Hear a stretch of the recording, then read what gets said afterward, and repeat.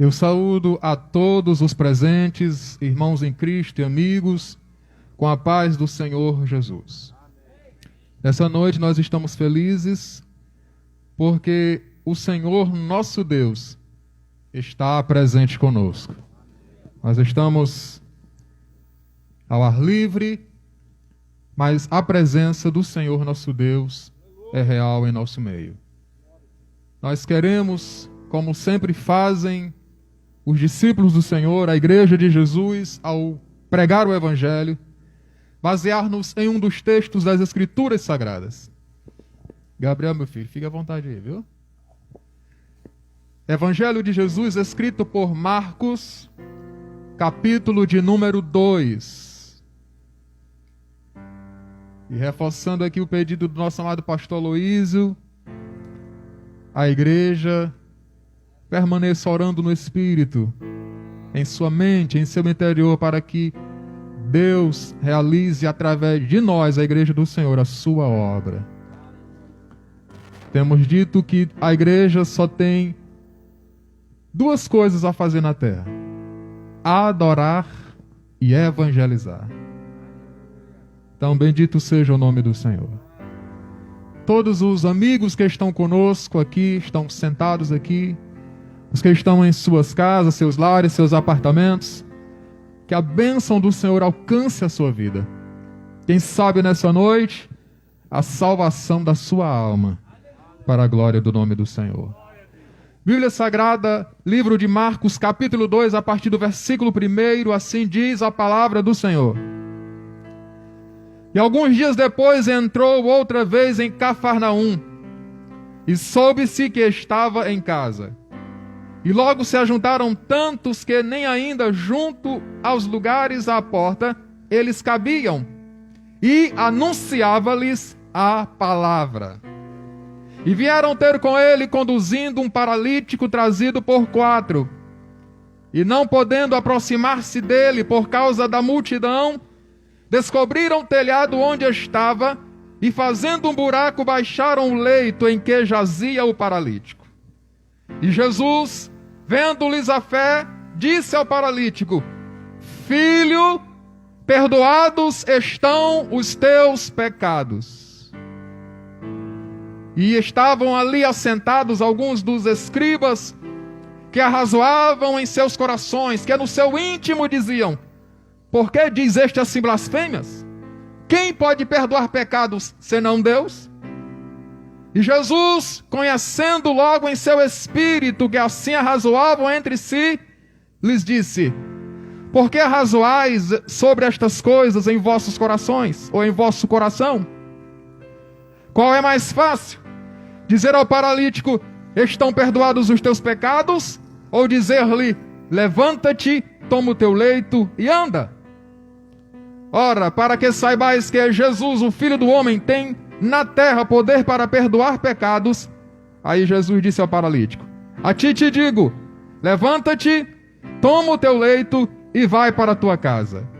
E levantou-se e, tomando logo o leito, saiu em presença de todos, de sorte que todos se admiraram e glorificaram a Deus, dizendo: Nunca vimos tal coisa. E eu digo amém. Nós queremos convidar você para refletir conosco com base na palavra de Deus sobre a prioridade divina. Deus, no seu relacionamento com o ser humano, com cada homem, com cada mulher, Ele tem uma prioridade.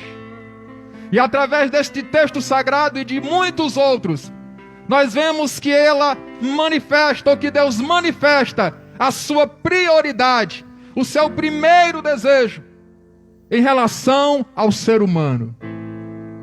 Então atente para a palavra do Senhor, reflita comigo, deixe Deus falar ao seu coração e saia nessa noite aqui abençoado, saia diferente para a glória do nome do Senhor.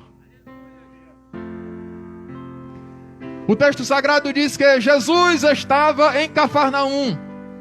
Cafarnaum era uma cidade que ficava às margens do lago da Galileia, um grande lago de água doce, mas que é chamado na Bíblia de mar, por causa das tormentas que vinham sobre aquele lugar e por causa das suas dimensões. 10 quilômetros de largura por 20 quilômetros de comprimento, aproximadamente. Jesus saiu da cidade de Nazaré, onde fora criado, e foi para Cafarnaum, que não era muito distante de Nazaré.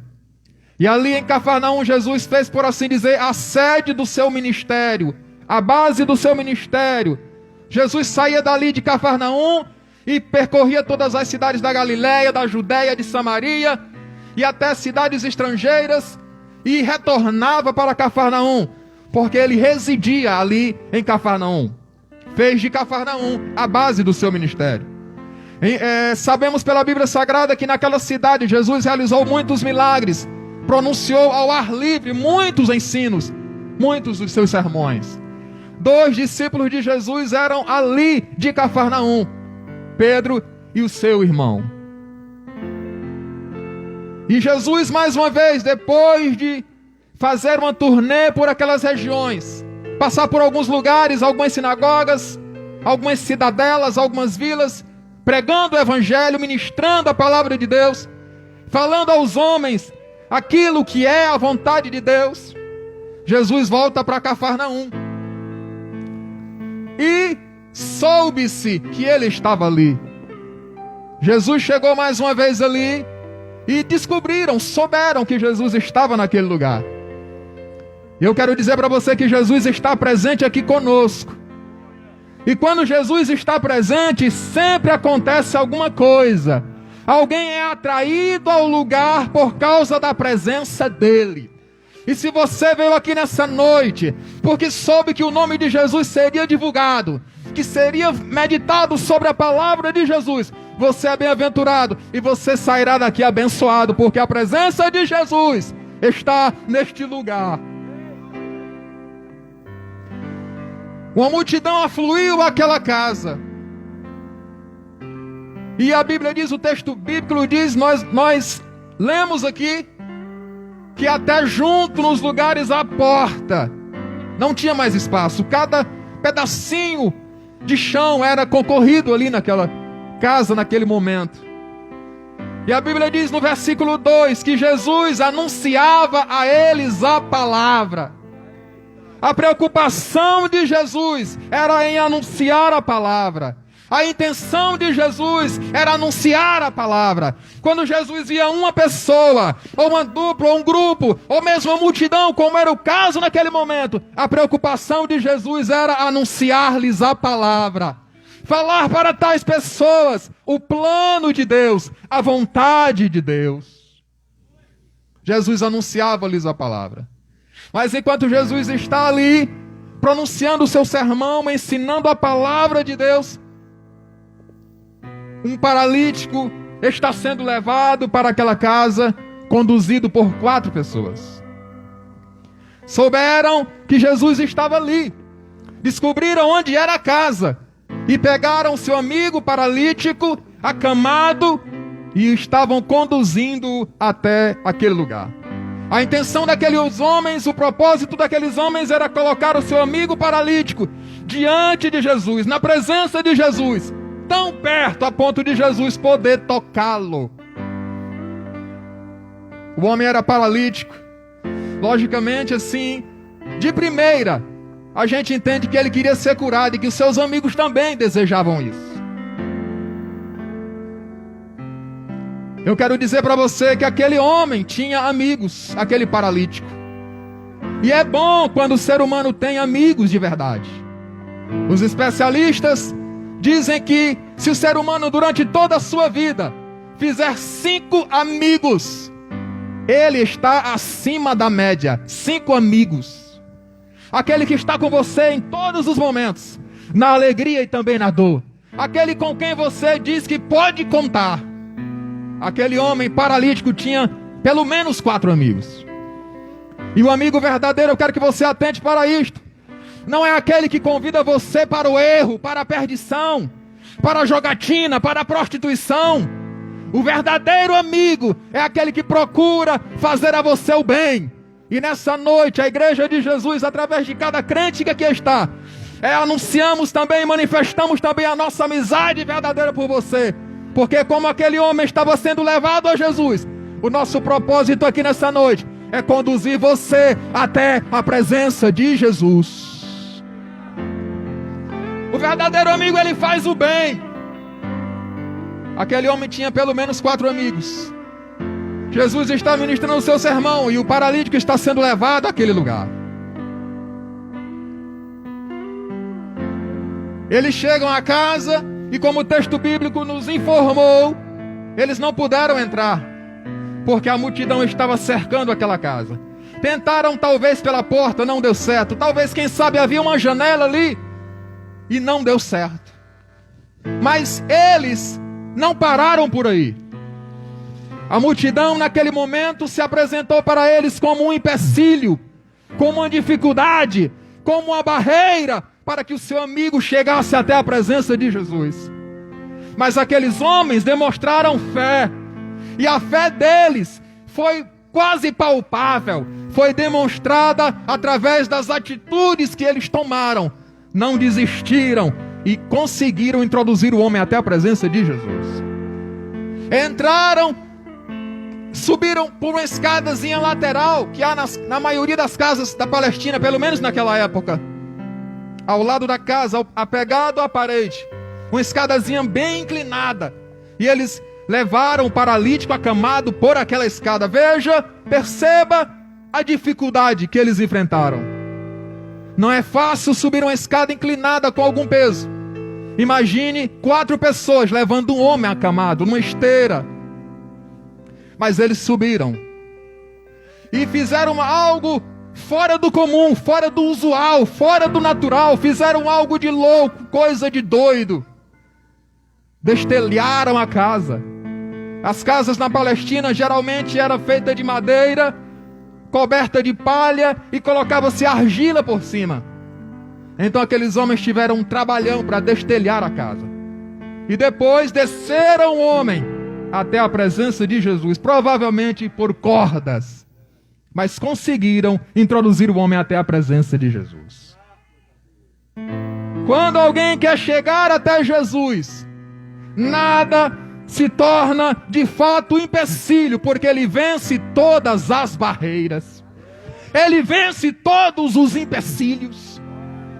Mas como a multidão e as dificuldades se apresentaram àqueles homens que conduziam seu amigo até a presença de Jesus, também muitas dificuldades se apresentam aos seres humanos, a cada homem, a cada mulher, para que eles não se aproximem de Jesus. Para muita gente o empecilho é os prazeres mundanos, os deleites mundanos. Alguém diz: não, eu quero Jesus, até quer de verdade, mas como já ouvimos alguém dizer, eu não posso deixar a minha cachaçinha, a minha cervejinha. Alguém quer se aproximar de Jesus, sabe que Jesus é a verdade, sabe que Ele é a salvação, porque já ouviu sobre isso. Mas diz, como certa senhora disse uma vez pra gente: eu não posso deixar o meu cigarrinho. Muita gente é impedido de ir até Jesus por causa da popularidade, por causa da fama, por causa do status. Muita gente está sendo impedido de ir até Jesus por causa do dinheiro. Mas aquele que verdadeiramente quer se aproximar de Deus, rompe todas estas barreiras. E se existe alguma coisa que impediu você até esse momento de se aproximar de Jesus, nessa noite, mais uma vez, Jesus está presente neste lugar. E você, na presença dele, terá a liberdade de romper todos os limites, todos os empecilhos, e se aproximar de Jesus. Foi cantado aqui nessa noite, foi pregado através de uma canção: Ele não desiste de você. É por isso que a igreja está aqui nessa noite.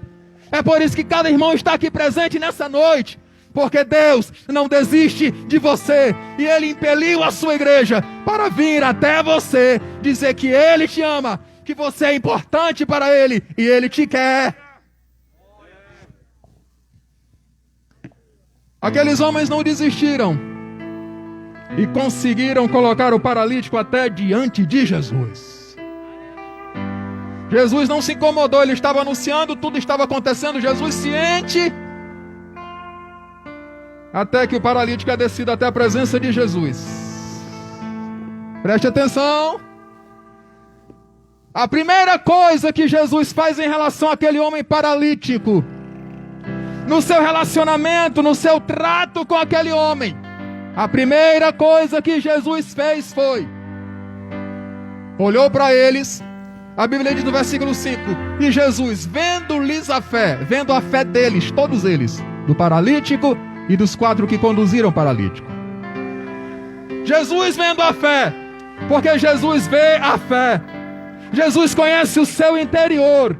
Ele sabe de verdade, de fato, se você acredita nele, se você tem fé, por qual razão e motivo você está aqui nessa noite. Ele conhece a sua fé. Muita gente diz, quando é evangelizado, quando levamos a eles a palavra do Senhor, alguém diz, eu acredito em Deus, eu creio em Deus. Mas Jesus sabe, Ele vê a fé. Jesus, vendo a fé daqueles homens, olha para o paralítico, versículo 5, e diz assim, filho, perdoados estão os teus pecados. Filho, perdoados estão os teus pecados. Observe, preste atenção, a primeira coisa que Jesus diz, no trato com aquele homem, é dizer-lhe, filho, perdoados estão os teus pecados. Jesus começa a tratar aquele homem pelo interior, no seu emocional. Jesus chama ele de filho, um termo usado na relação paternal, de pai para filho. Talvez alguém conhecia aquele homem como um aleijado. Talvez alguém conhecia aquele homem como um qualquer. Talvez alguém conhecia aquele homem como um condenado, como um amaldiçoado. Porque naquela época, especialmente entre os judeus, mas não somente entre os judeus, havia forte ideia religiosa de que quem tinha um mal como aquele, quem era aleijado, leproso, ou acometido de outros males, era alguém amaldiçoado por Deus. Mas Jesus chama filho. Jesus chama aquele homem de filho. Nessa noite, nós não sabemos como as pessoas têm tratado você ou considerado você, mas sabemos como Deus quer considerar você. Ele quer considerá-lo como filho. Ele quer considerá-la como filha. E você sairá daqui nessa noite sabendo como isso, de fato, pode ser evidenciado na sua vida. Se tornar filho, se tornar filha. É possível o homem ser filho de Deus. É possível uma mulher ser filha de Deus.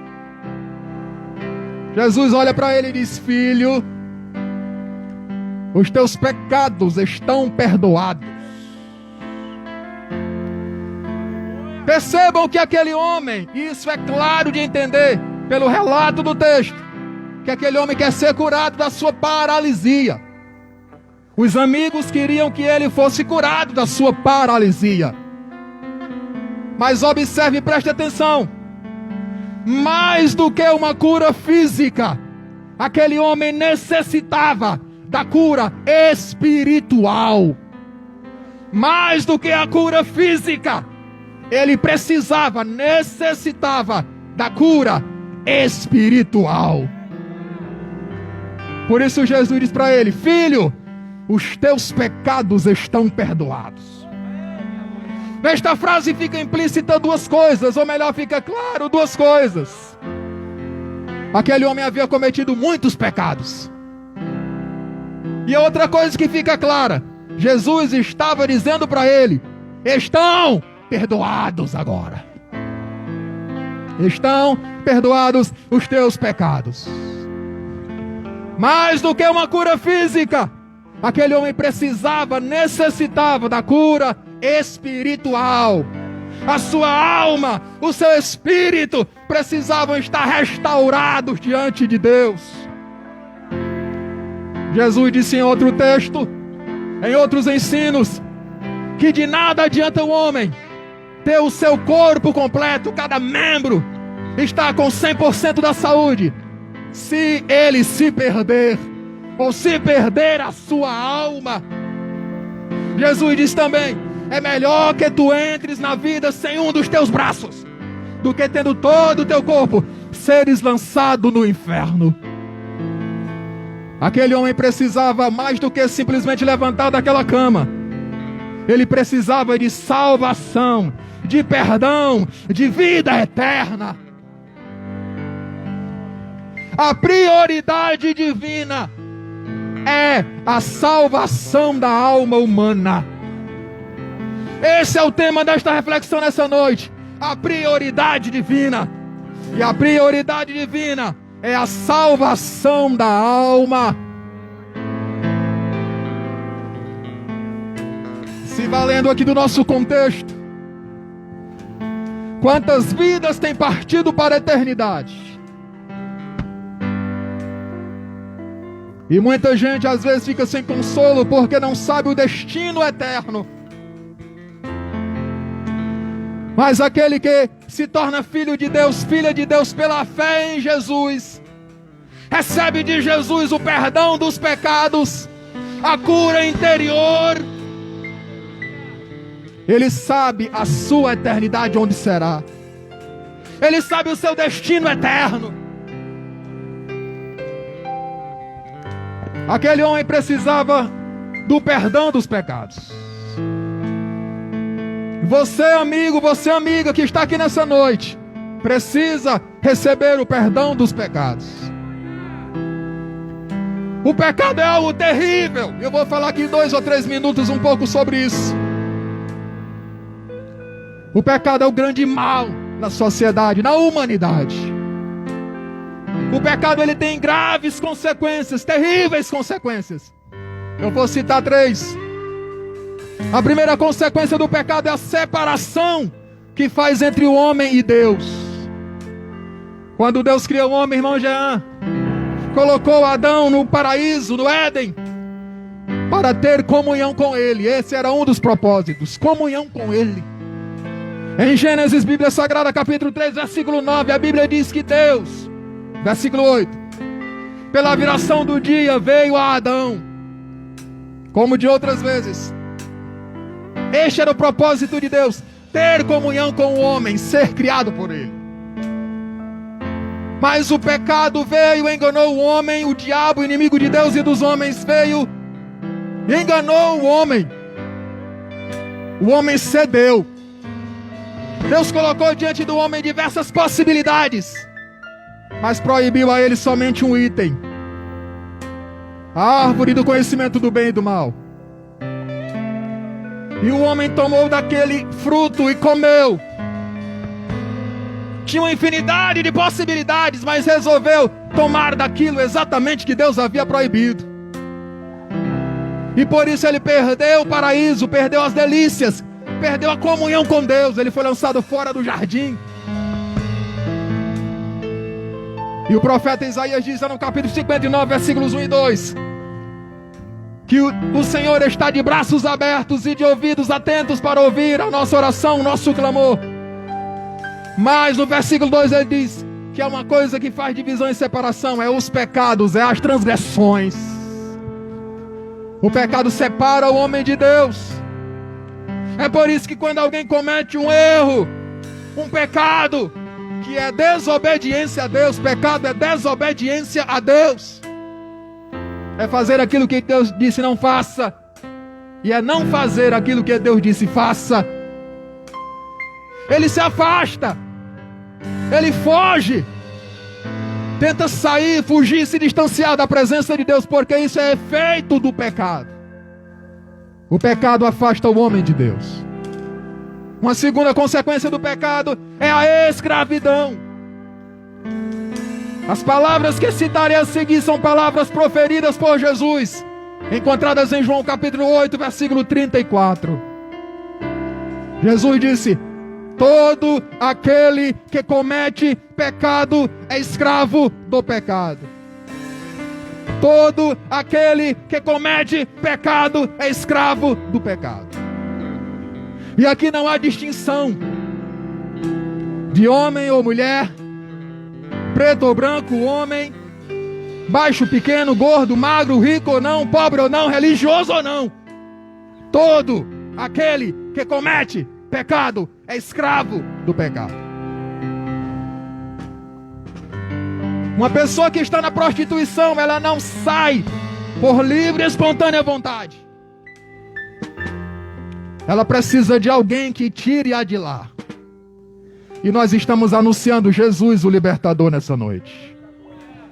Alguém que está viciado em drogas, em bebidas, outros tipos de vícios, não sai de lá por livre e espontânea vontade. Ele precisa de alguém para tirá-lo de lá. E nós estamos anunciando aquele que tira os homens das drogas, Jesus Cristo. Eu já tive a oportunidade de estar diante de um presidiário. E ele disse para mim: olha, eu tenho vontade de sair da vida do crime, mas não tenho forças. Aí Jesus, o mesmo Jesus que disse em João 8,34, todo aquele que comete pecado é servo do pecado, é escravo do pecado. Ele também disse as palavras no versículo 32: e conhecereis a verdade, e a verdade vos libertará. E no versículo 36 ele disse: se pois o Filho vos libertar, verdadeiramente sereis livres. Jesus é o libertador. O pecado escraviza, mas temos Jesus para libertar-nos. A terceira consequência do pecado é que deixa o homem fora da eternidade com Deus. Em diversos textos nas Escrituras, como por exemplo em 1 Coríntios capítulo 6, versículos 9 e 10, Apocalipse 22, 8, Gálatas capítulo 5, versículos 19 a 21, e em muitos outros textos, a Bíblia nos diz que muitos que praticam pecados ficarão fora do reino de Deus. Os que se prostituem, os homicidas, os assassinos, os imorais, os indecentes, os mentirosos, os feiticeiros, os idólatras, todos eles ficarão fora do reino de Deus. O escape está somente em Jesus Cristo, que é o libertador. Você tem possibilidade sim de escapar do pecado. Você tem possibilidade sim de voltar a ser amigo de Deus, a ter comunhão com Deus, a ter intimidade com Deus. Você tem a possibilidade sim de sair de debaixo do jugo do pecado. Você tem a possibilidade sim de entrar na vida eterna com Deus, através de Jesus o libertador. Jesus é o libertador. Jesus é o libertador. Jesus é o libertador. Jesus é o libertador. Nós estamos aqui nesta noite para dizer que tem solução para a sua vida. Nós estamos aqui nessa noite para proclamar que há jeito para a sua vida. Jesus Cristo é o jeito. Jesus Cristo é a solução.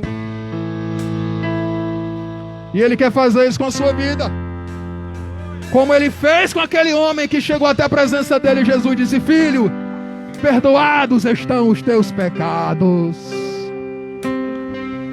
Jesus quer dizer para você nessa noite: filha, perdoados estão os teus pecados. Jesus quer dizer para você nessa noite: filho, os teus pecados estão perdoados. Alguém diz assim: eu pequei demais. Não existe isso diante de Deus. mais vil pecador, a mais terrível pessoa, pode alcançar a graça e o perdão de Deus. A igreja, queridos amigos, está cheio de ex-pessoas que faziam coisas erradas. A igreja está cheia de ex-prostitutas. A igreja está cheia de ex-ladrões, ex-traficantes, ex-drogados, ex-mentirosos, ex-infiéis, ex-traidores. A igreja está cheia, mas todos eles são ex. Porque em Jesus Cristo fomos libertos. Em Jesus estamos perdoados. Em Jesus nós somos novas criaturas, novas pessoas. Nós estamos aqui para dizer para você: olhe para nós e veja que é possível ser transformada a sua vida também. Se Deus transformou a minha, não vai transformar a sua por quê? Você precisa crer e receber dele o perdão dos pecados. Já vamos concluir. Deus tem uma prioridade quando se relaciona com o homem, quando trata com o homem. E essa prioridade é a salvação da sua alma. Não saia daqui nessa noite sem resolver essa questão.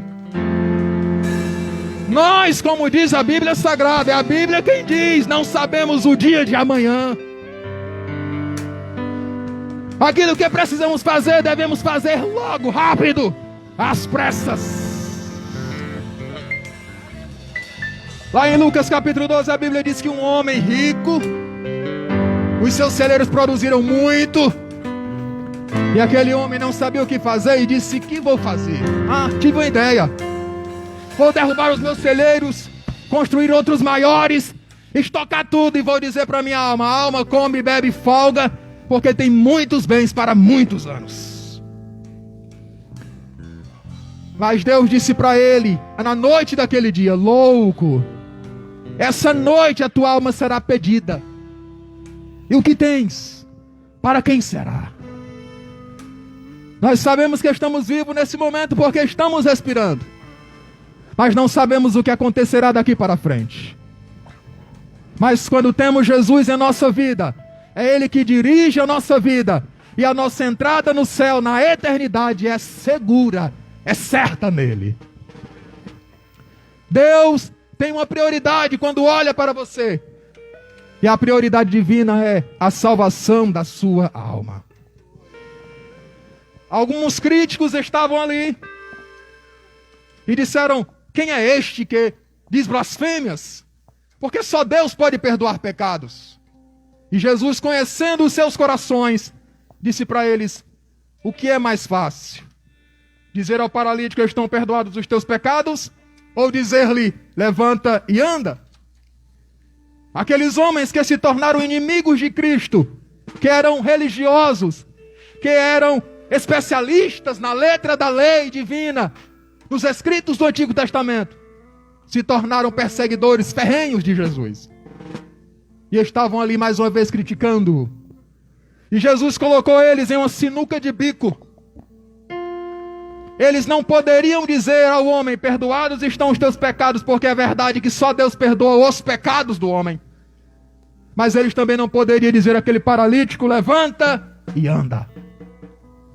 E Jesus disse: olha, para que vocês saibam, para que vocês entendam que eu, o Filho do Homem, tenho o poder na terra para perdoar pecados. Aí Jesus faz aquilo que o paralítico veio buscar. Olha para ele e diz: levanta-te, toma o teu leito e anda. Perceba que aquele homem não deixou de conseguir de Jesus o que viera buscar. Ele via aquilo como prioridade, mas Jesus via uma maior necessidade, que era a necessidade da sua alma.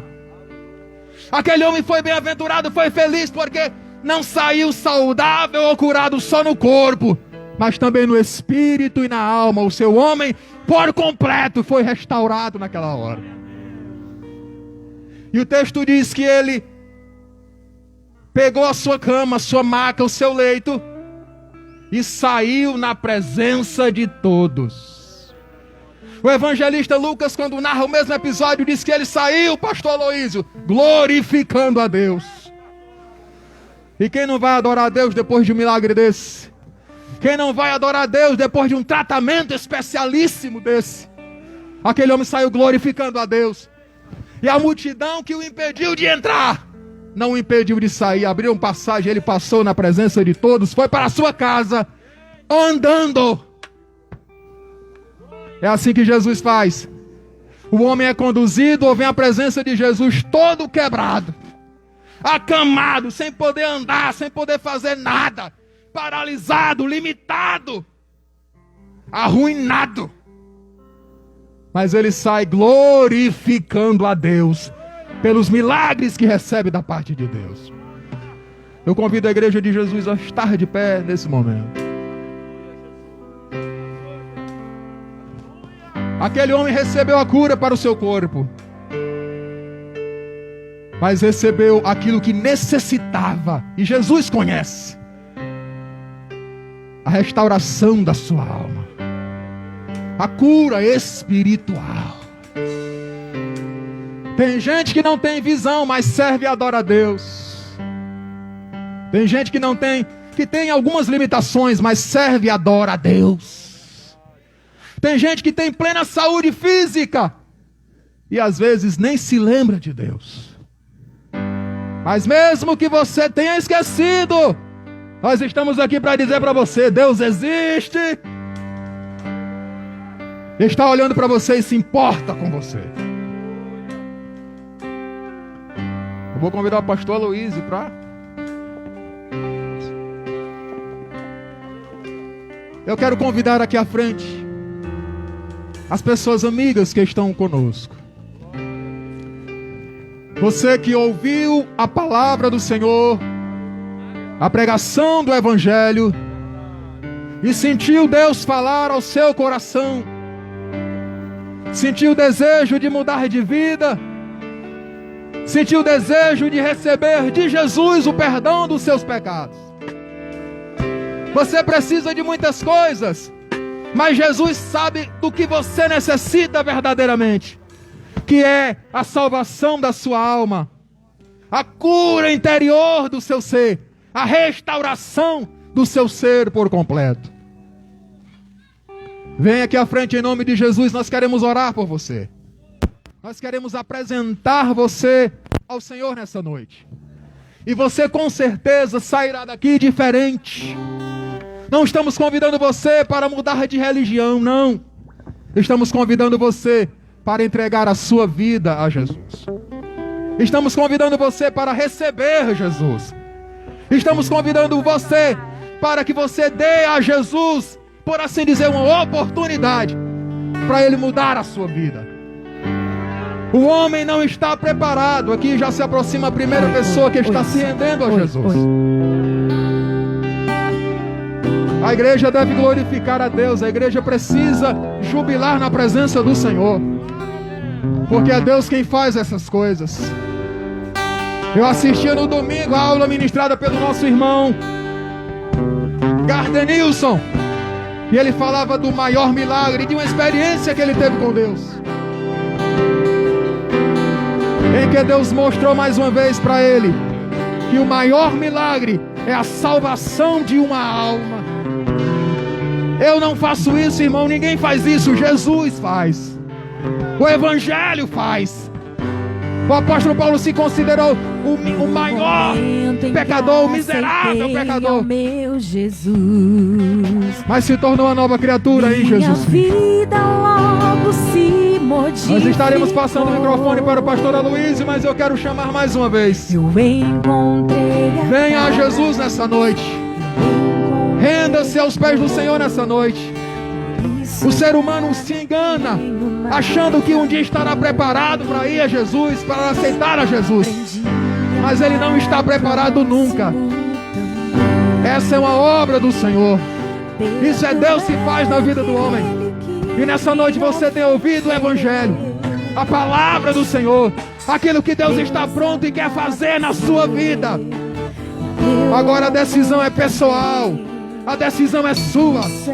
Eu tenho absoluta certeza que se cada irmão pudesse salvar, você salvaria. Mas só Jesus salva. Só Jesus salva. Só Jesus liberta.